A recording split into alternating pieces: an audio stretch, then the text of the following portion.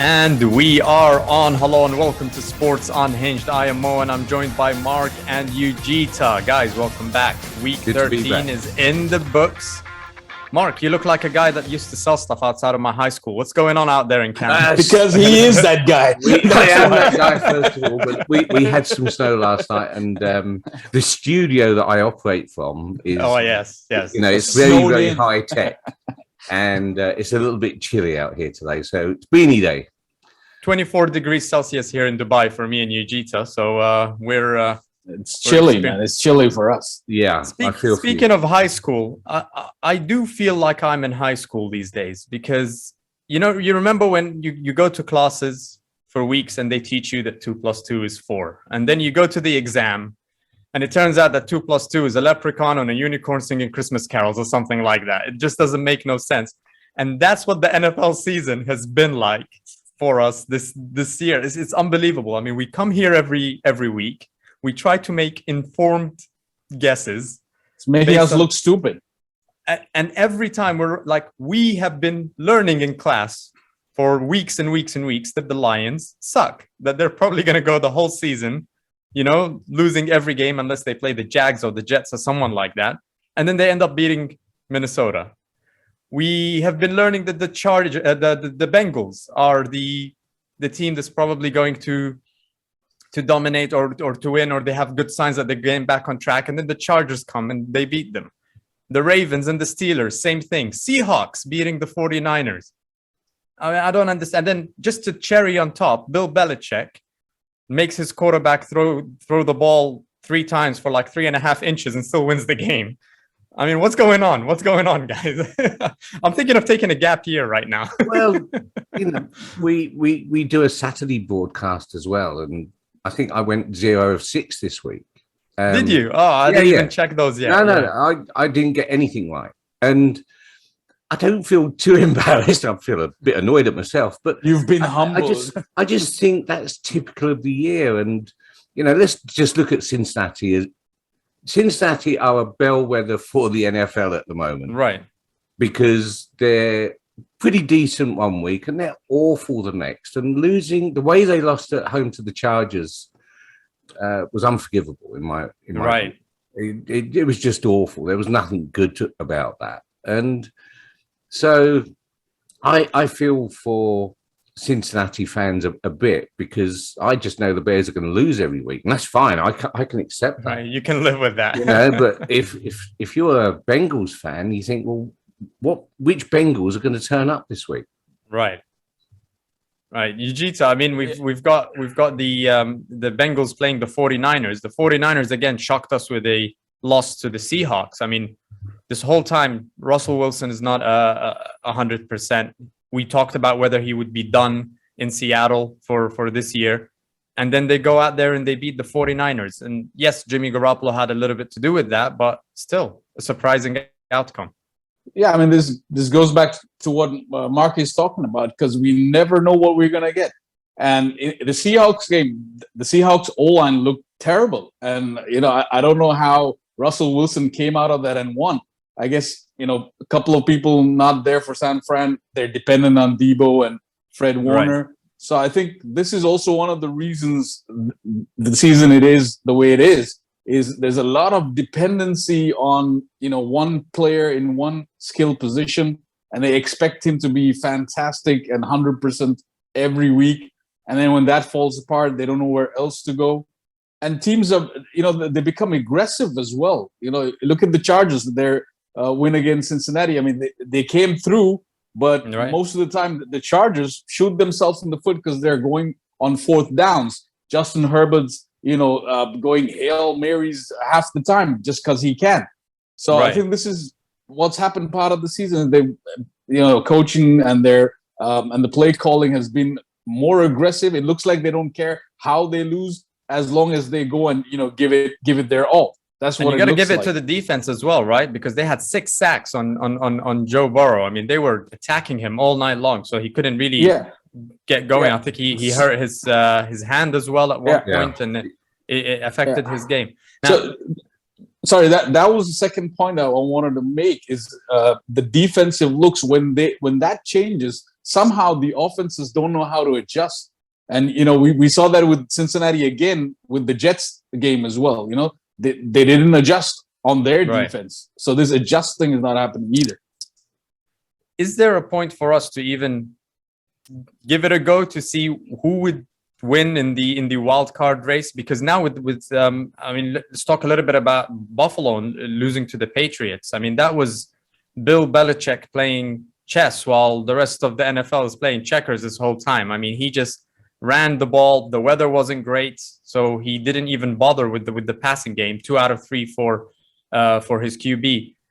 And Buffalo have now dropped, and we talked about this. And that was the reason that I picked Buffalo last week to win the game, because I thought if Buffalo lose this, they lose control completely. And now they've dropped all the way down to 7th.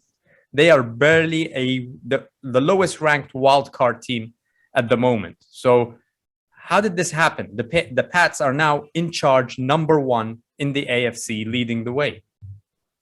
I think that it could get a lot worse for Buffalo this weekend. They're down in Tampa, down in Florida. And if they lose that, and New England are on a bye, so they'll be then 2 games behind. And even if Buffalo win in Foxborough next week, the week after, next week, they're still in trouble.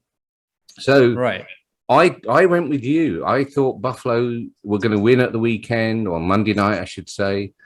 Because it was all or nothing game for them, and they were fairly awful, really. I know we're going to talk about coaching in a little bit, but they were so badly out-coached. It was a masterclass.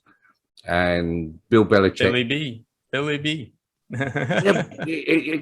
We used to joke about Bill Belichick needing a wide receiver, and he'd just go down to the nearest McDonald's, pick someone off the floor there, and he'd be able to coach them into being a great player. And is that what we're witnessing this season? Well, they're number 1 now with a 9-4 record. So Tennessee, Baltimore, and KC are 2nd through 4th with 8-4 records. Baltimore threw one away against the Steelers, so they could have actually been in the conversation for the top seed right now. They've really shot themselves in the foot there. And then you've got 7-5 for the Chargers, for Cincinnati, and for Buffalo going down to 7th. And then in the hunt, you've got Pittsburgh, who are suddenly back in the conversation. I didn't expect them from the beginning of the season to be above 500, and now they're 6-5-1. And Indy are still in the mix now in the hunt with 7-6. The Raiders are at 6-6. Cleveland, Denver, everybody's still in the conversation. So if we're talking about the wild card race in the AFC, who do you see right now, just based on momentum? Who do you see clinch in those 6th and 7th spots? I like the Colts at the moment. Yeah, that's what I was going to say. I mean, the fact remains that if the Colts get through, one of these teams that we were sure was going to be in the postseason has to get out. And, I like the Colts over the Chargers, the way the Colts are going. I mean, their O-line is healthy again. Quentin Nelson is back. And based on what that O-line is doing, closing up the gaps, Jonathan Taylor is making these crazy 100+ whatever runs. And then also Carson Wentz has become more confident. So I think Frank Reich has done a great job. He's looking more confident, run game, play action. Their defense is looking good. So, I looked at their schedule, but the problem is next 2 weeks, they're playing AFC seed 1, NFC seed 1. Right. So it's a big challenge because we know both those teams are, New England and Arizona are probably the 2 teams right now where you wouldn't find this unpredictability, too many questions. Okay. And with Green Bay, I guess, the 3 teams, Tampa Bay maybe. But so a huge test for Indy. I mean, if they go 1-1 on during the next 2 weeks, then I see them getting in with the Chargers having to go out.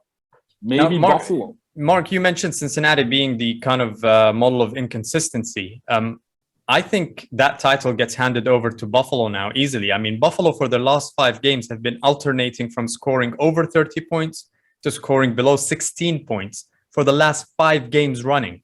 They play Tampa Bay this weekend. I mean, if they lose that, is it over? Is it kind of difficult to come back? Because they would definitely drop below the 7th seed. and they're suddenly out of the playoff conversation. I again, it's a must-win game for them this weekend, but I don't think they will. The good thing for Buffalo is that you've got these inconsistent teams around them. You've got the Chargers, you've got the Bengals. I still feel somehow they're going to they're going to limp into the postseason. They've still got the number one defense in the NFL. I think it's the offense that's been the inconsistency. It is. Well, look at the number of yards they didn't put up on Monday night against New England. They struggled all night. Yeah, but at the same time, they let in a lot on the run game as well. I mean, New England ran for 200 plus yards on 40. So that's all 46. They did. They just pounded and pounded. But that's what Bill did. Like, he played the weather. He didn't play Buffalo. I mean, it's like the ground was muddy and he took care of it the way. And I don't know if you guys saw Sean McDermott's pressy where he went out and said that don't credit Bill with this. I mean, the guy is nuts. He's pissing Bill off. Did he actually say that? He said that. Go watch the conference. He said we shouldn't give Bill credit more than he deserves. He said it. So what? You're blaming it on what? The weather? Really? He's not blaming it on the weather. He's blaming it on himself. And then they didn't take the opportunities, things like that, which is also correct. But you got outclassed. I mean, let's face it. You got outclassed. They came into your house, assessed your environment, and did a better job than you. And the other thing is Josh Allen is maybe one or two or three of quarterbacks who could have actually played a passing game on that windy weather, because he's got good RPMs on the ball with Justin Herbert and maybe Russell Wilson, but he didn't pass too much either. But to come out and say that and then having to go to Foxborough in a couple of weeks, pissing Bill off and the team, because the team's around Bill. I mean, I don't know what he's doing, Sean McDermott.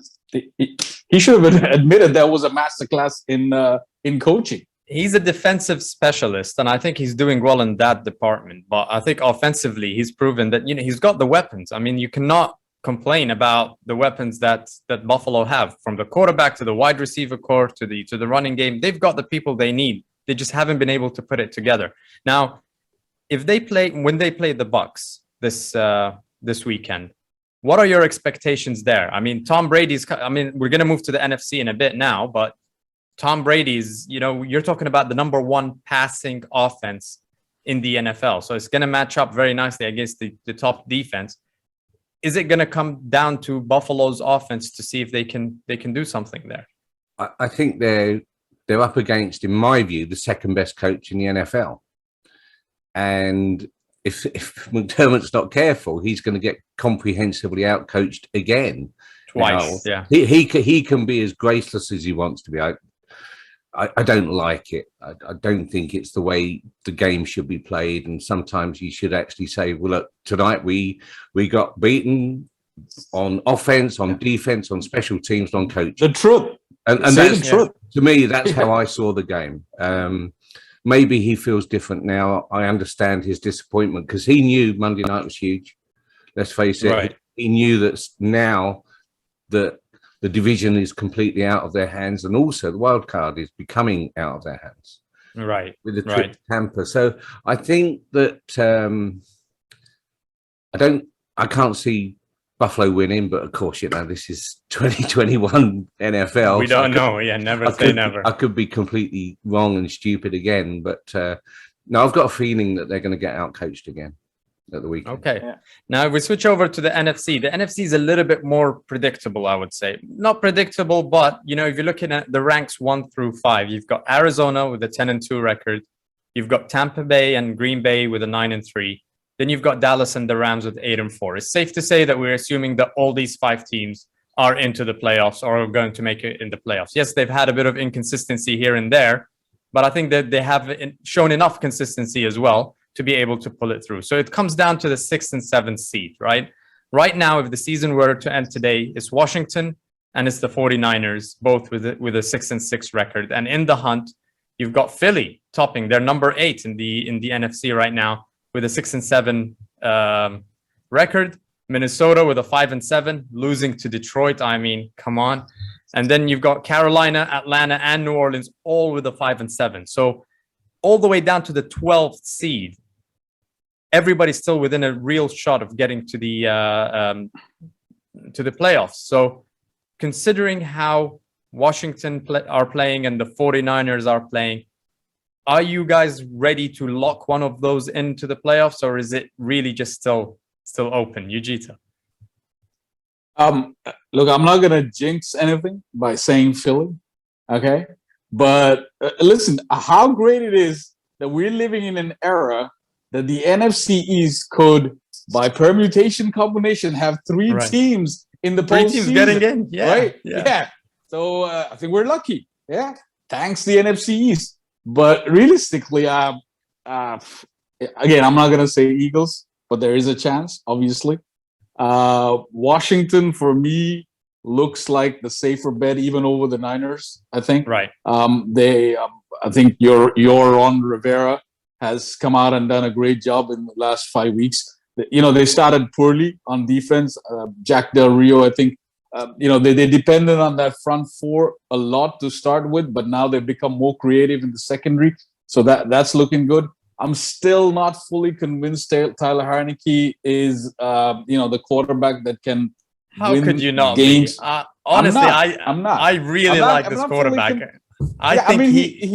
He's good. He's not great. He's not terrible. He's not bad. I mean, he's in the middle. He can maybe game manage this. All right, here's a question for you. Is Tyler Heineke better than Baker Mayfield? That's a tough one, really. Honestly, it's not for me. It's not for me. For me, Tyler Heineke is better than Baker Mayfield. I would pick him over Baker Mayfield any day of the week. I think Mayfield's got higher highs, but he's got much lower lows as well. And I'd rather have Heineke over Mayfield. Right? Yeah. Well, Middle of the pack, but consistent. Yeah. Well, I'll give you that. Tyler Heineke, as I said, he's not all bad. I mean, yeah, he's a good quarterback to have. But I think what's happening with the rest of the team, with Antonio Gibson, and again on defense, even without Chase Young and Montez Sweat, they're doing great.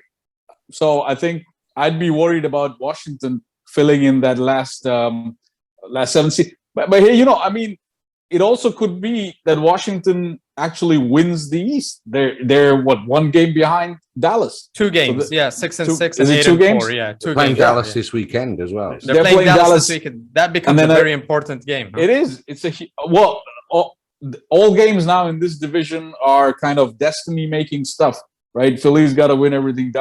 Philly's already played Dallas once, but I'll take Washington over the Niners, but I know Philly's going to be there. Wow. Yeah. I mean, for me, Carolina play Atlanta this week, and they're both on a 5-7 record. Huge game. Huge, because whoever wins is still in the conversation, giving their fan base false hope. So whoever wins will continue to give false hope to their fan base, and whoever loses is out of the conversation. All right. Well, but that's another one. Do you want Carolina to win to ruin your draft picks, or do you kind of think, if we lose, it's not the end of the world? Listen, I'm not going to go on air and say I hope my team loses, right? Even though we have Cam Newton, I'm going to say I think we might lose because of Cam Newton, but I'm never hoping for the team to lose. No. And I expected this when Cam Newton signed, right? Yeah. When they brought him back, I said he's going to win us enough games to ruin the draft order and not get us into the playoffs. And I really think that that's going to be the ultimate outcome. But you've got New Orleans are in there. Imagine Carolina, Atlanta, New Orleans 5-7, 5-7, 5-7. I mean, this is just a disaster waiting to happen, right? Just like the NFC East, the NFC South is well in it. So Philly are on a bye this week. They come back next week and they play Washington. That becomes your Super Bowl game of the year so far. If you lose that, you open up the field to the NFC South, and the discussion shifts from who's going to get in there from the NFC East to the NFC South. And it really depends on how New Orleans fares against the Jets. Again, nothing is certain here. The Jets might come out and surprise us. And then Atlanta and Carolina face each other. So this week is a good setup for that important game between Philly and Washington the week after. So I'm really looking forward to it. I think the East is really interesting because the last 5-6 games of the season are going to be pretty much divisional games. Yeah. Yep, almost all of them. You look at the Eagles; they've got Washington twice, they've got Dallas once, and they've got the Giants once. I think out of the last 5 games, so you've got one game that's not in the division. Yep. So not only can you win your division, you can almost jump right up the ladder, Absolutely, and be number 1 seed. Yeah. But Yeah. you lose one game, and you could lose everything. Right. And it's on such a fine balance at the line. moment. You know, there's only going to be one team out of the NFC North that's going to qualify. I personally believe there's only going to be one team out of the South as well. So the wild card, I think, is between the East and the West. And well, currently it is. Currently, at the current state, it's Washington and the Niners, right? I think that's going to stay the same because I just don't think there's enough consistency in the East or the South. There's, you know, North or the South. Well, New Orleans going to the Jets this weekend, and they could easily lose that because of the way they've been playing. New Orleans is not consistent at all. I mean, without Kamara and Thomas and Vincent, they've looked subpar. I mean, suddenly nothing happening. Did Simeon play for New Orleans last week, or was he it? He came on. It wasn't. Oh, did he? Tyson Hill Yeah. crapped the bed basically. Taysom Hill was throwing all these interceptions. Right? Interceptions. That's right. Yeah. I mean, they had some great run designs for him, but he's not a quarterback. He's not their quarterback. He's a situational player, and they should have used him that way. Who does Chicago play this week? Pardon me? Who does Chicago play this week? No one important. No one important. They play their ownership. It's like a it's an internal game. Yeah. For some reason, the NFL they must get good viewing figures when the Bears go to Lambeau because that's on Sunday Night Football this week. If the Bears keep it within 20, I'm kind of happy. The great thing is that Justin Fields is playing. So every Bears fan is kind of just looking at him to get a good learning experience. Yeah. It's possibly the last time Chicago plays a Packers team with Aaron Rodgers as quarterback. So that's a big deal. So there's a lot to look forward to from a Chicago perspective, apart from the game. The game itself is going to be a wash. Let's face it. So, looking forward to the chicken and the hot dogs being served in the stands. We're looking forward to the iced tea. Periphery, we don't look at and maybe it's Matt Nagy's last time of coaching the Bears in Lambeau as well. So that will be interesting. Or being a head coach for anyone, really. Well, you eventually? We're going to talk about head coach. Yeah. Let's move on to the coaching side. So let's talk about the bad first, and then we'll go to the best. Well, I think we already didn't. We cover the bad. We've covered it a lot, right? The bad a lot. I just didn't want to break Mark's thoughts. He was about to say something. Well, no, let it out. We just talk about Nagy, and then we move on to. I'm going to come back to Nagy. One of the things that we discussed this week is top 3 coaches, and for me, the top 3. Bilichick, Arians, and Vrabel, actually, from Tennessee. I like what he does. I like the way he schemes and everything else. But the interesting thing about Vrabel, he's only signed up for 1 more year. And his salary is only $3 million. And, suddenly it gets my mind going. And this is where Nagy comes into it. Nagy's on $7 million a year. Wow. And you think to yourself, well, what do we get from Nagy for $7 million, and what do we get? What do Tennessee get from Vrabel with 3? And is it worth Chicago? Nagy's gone. Let's face it, he has to be gone. Is it worth Chicago giving Tennessee $3 million to say thanks very much? We're going to take your head coach and take him and say to him, here's a 5-year deal. You rebuild this roster. You rebuild this club. In your eyes, I just feel that could be an interesting scenario for every Bears fan. And there's lots of talk on social media about lots of different coaches, but very few current head coaches. Leslie Frazier has been mentioned. Double from Buffalo's been mentioned, and all sorts. Joe Brady is free if you guys want him now. No, he's probably too good for Chicago. Let's face it. No, apparently once the Panthers let him go during the bye week, a lot of the headlines also included the fact that he doesn't have even a college job lined up because he was in the discussion for LSU and some other open jobs at college. He's not even getting that. I mean, I think that's how bad things got for him very quickly. Oh, he's damaged his reputation this year. Did he get fired during game time? I mean, I know you were on bye week. I know Panthers were on a bye week, but I think it was right before the game started. Yeah. During the first, which is kind of weird. I don't know, something going on back there. I don't know. Behind the curtains. I think Matt Rule just kind of he needed the scapegoat, but now he's completely exposed. So right now, it's his head on the chopping block next if things don't, because the season is still salvageable. Yes, we're at 5-7, but I like your optimism. I'm not being optimistic. We have Cam Newton. I keep reminding myself. I just look in the mirror and say, "You've got Cam Newton. You've got Cam Newton." Right? So, but at least we've got.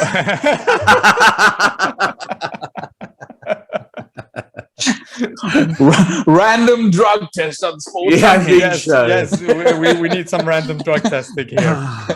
No, once you see me being optimistic, then you test me for sure. But now I'm very like Mark said, it's gonna mess up our draft order, but I'm not expecting anything here. So who's calling the offense in Carolina this weekend? Matt Rule? I'm not sure actually. It might be Matt Rule.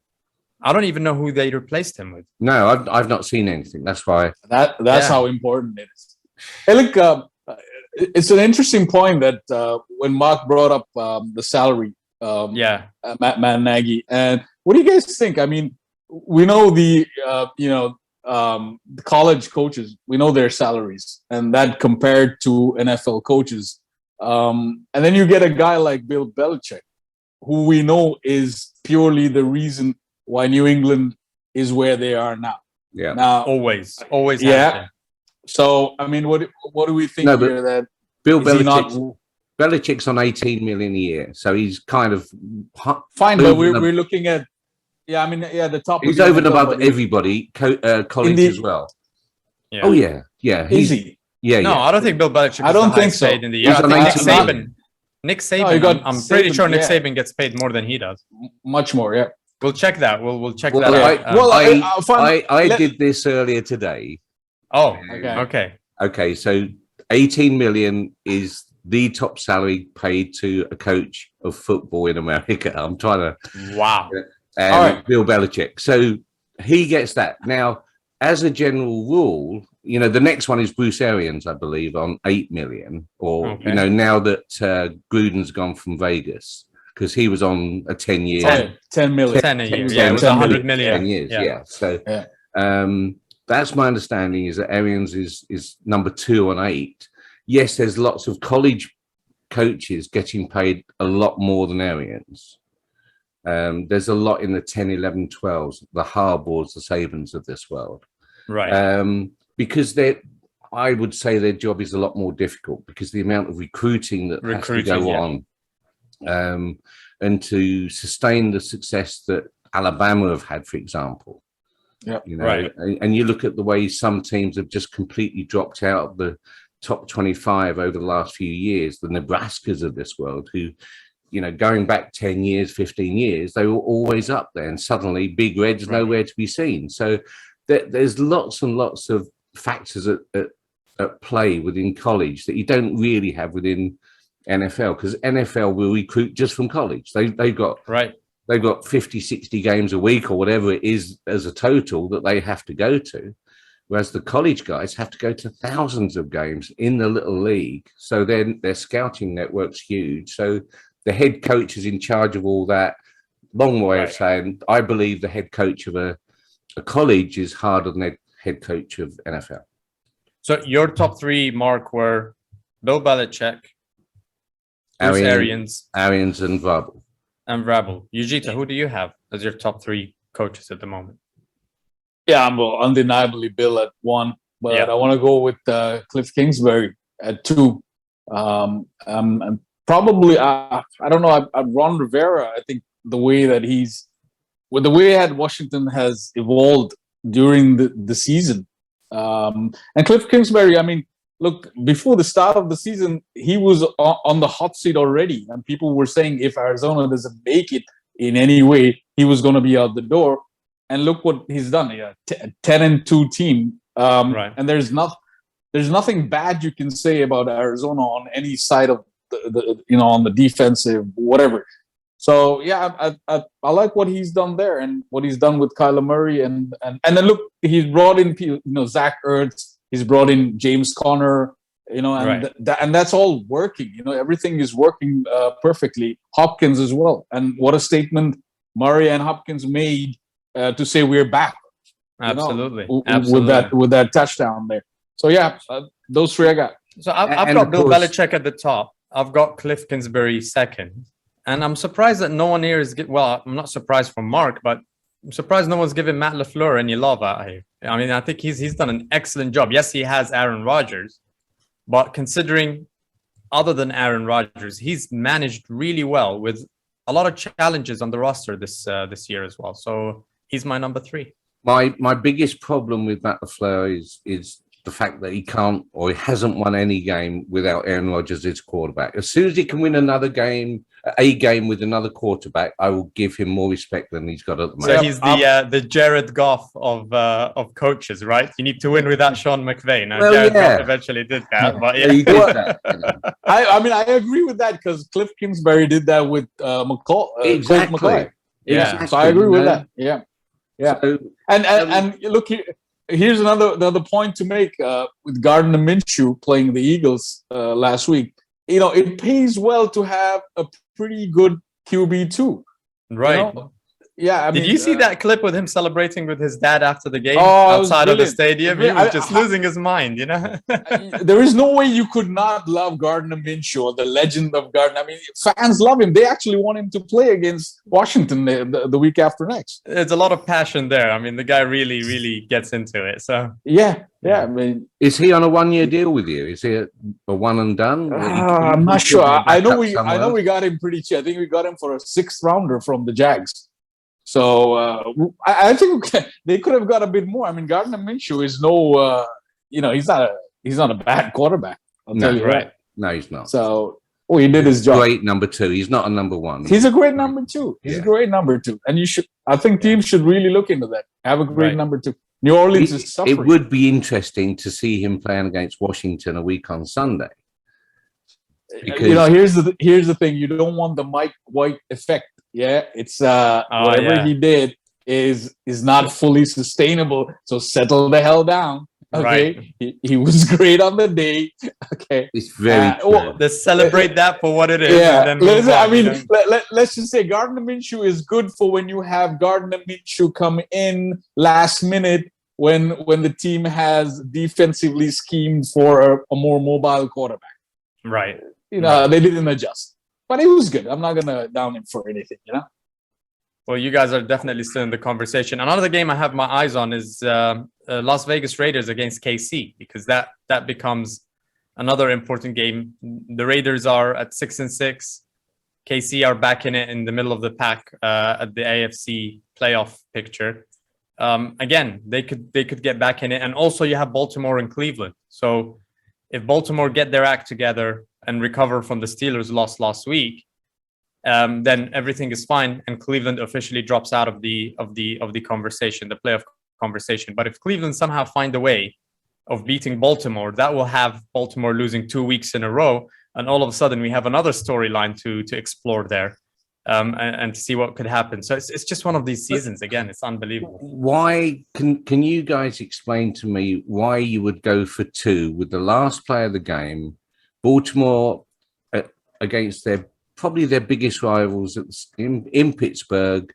They wanted to be the smartest man in the room as opposed to doing the job properly. Why did they go for 2? Not go for the extra point, go to overtime, and then win the game from there. Why did they do it? Now, see, when they actually called the play, a lot of people were applauding the move. It's gutsy. It's, we're going for the win. They also, the Pittsburgh secondary has been having trouble all game long, so they're trying to exploit that as well. I know that, from a risk appetite point of view, you always say take the point, live to see another play, right? But sometimes, like Ron Rivera got his nickname by going for these fourth downs, and winning. Would Bill Riverboat. Belichick have gone for 2 or gone for 1? Now, see, Bill Belichick has a lot more trust in his team, in his defense, in his offense. So he would take the point and I'll beat you the normal way, right? So this is more of a panic move, Yeah. Exactly. Listen, I'm kind of on the fence. Very smart, Mark. You kind of questioned me into giving you the answer there. Exactly. I'm A bit of psychology going on. I'm kind of on the fence on that, right? I mean, yeah, you're right. Should have gone for the pat, gone into overtime. But the play design was good, guys. I mean, the line was pulled to the left. Mark Andrews, it was just one of these uncharacteristic drops, right? It was wide open, going around to the right. So the play call was good. And he dropped the ball, but Lamar also wasn't really comfortable with the throw. And he was hurried. So there was nothing wrong with the play call. It would have worked, maybe 8 out of 10 times that play call would have worked. But yeah, you're right. Go for the points. But this again comes back to what I said at the start. Teams going aggressive, too aggressive at times, and losing games that they should be winning. That's what it is. Well, like famous quarterback said once, hindsight is 50-50. Do you want to guess who that was? No, go on. That was Cam Newton. That was Cam Newton. Hindsight is 50-50. So I suppose he is a famous quarterback of yesteryear. Yes. Very yesteryear. I think if it was my head coach calling that play, I'd be upset with him. Honestly, I would. It didn't make sense. I've thought about it the last 4 days off and on. I'm not saying I've been fixated by it, and the more I think about it, the worse it was. It was showing no faith in your offense, no faith in your defense. It was I don't know about that. He showed a lot of faith in going for it to win the game. One play, well designed, is just poorly executed. It came down to the execution. From a coaching call, I agree with that. From a coaching call, it worked. It was all right. Technically. Listen, one of the reasons was Marlon Humphreys, the cornerback, had been injured by that time. So you're right about the part where he had lack of confidence on the defense. But hey, who are the 3 greatest guys on the Baltimore team? Lamar Jackson, Marlon Humphreys, Justin Tucker. I mean, you got to have faith in the kicking and go into extra time. So that's why I'm on the fence on this. Yeah, go into extra time and get the job done. It doesn't fit well with me. I'm sorry. Yeah, it just doesn't. Baltimore is the most weirdest 8-4 team that's ever lived. I mean, honestly. They shouldn't be number 3 seed. They shouldn't be number 3 seed. Yeah. I mean, they've won. They won great. They've lost. They've shut out. I think on good defenses, Lamar can't handle it. That's what I think. Yeah, I saw. This is the thing with Baltimore, right? They do good stuff sometimes enough to win the game, but in the postseason, you need more reliability. It needs to be more than just a one score game that you win by every time, so and they haven't got that now. And I think the rest of their schedule, they have all tough defensive units, and if they blitzkrieg the hell out of Lamar, we could see them fall in the seeding. Excellent. All right, on that note, we'll wrap it up and give Mark a chance to go smoke some of what he sells outside my school and dream about the Chicago Bears.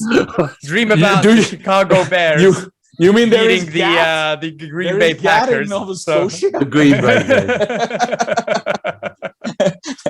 I know. Part of you will just. What if we can go to Green Bay and just beat Aaron Rodgers on the last meeting? Yeah, that would be the ultimate payback to him saying that he owns you by going to Lambeau and beating him on the last time you ever played each other. The perfect situation is that Robert Quinn sacks Aaron Rodgers in the first 3 or 4 minutes. Aaron Rodgers goes out with, a cold hand and can't return. It's going to be a cold night in Lambeau. He's immune. He's immune to the cold. Then he goes out. Jordan Love's not available. I think he's got injury issues with COVID. I'm not really sure. So you go down to the number 3 quarterback. No excuses. Chicago goes in Aaron Rodgers' last game as a Packer against Chicago. Chicago wins. And then Justin Fields. That's when your mind blows. Fields goes up to the Green Bay fans and says, "I will own you from this day on." That's what I want. There you are. That doesn't sound aggressive at all. I promise I will own you one day. Listen, I pledge thee. I own and if you. Fields does that, he'll get a 5-game ban because only Aaron Rodgers can do this shit. So there we go. That's right. Or it comes down to a kick. I And don't the boink care. boink happens again. Oh, Sorry. I'm like, I don't. we promised never to talk about that. Oh, yeah. oh my goodness. All right, we've lost Ujitha. We've lost All right. Ujitha. That was a double doink. That was a double doink right there. All right, guys. We'll Gymnastics. see you next week. That was a good one, guys. Thank you, All right. guys. Have a good one. Thanks. Bye-bye.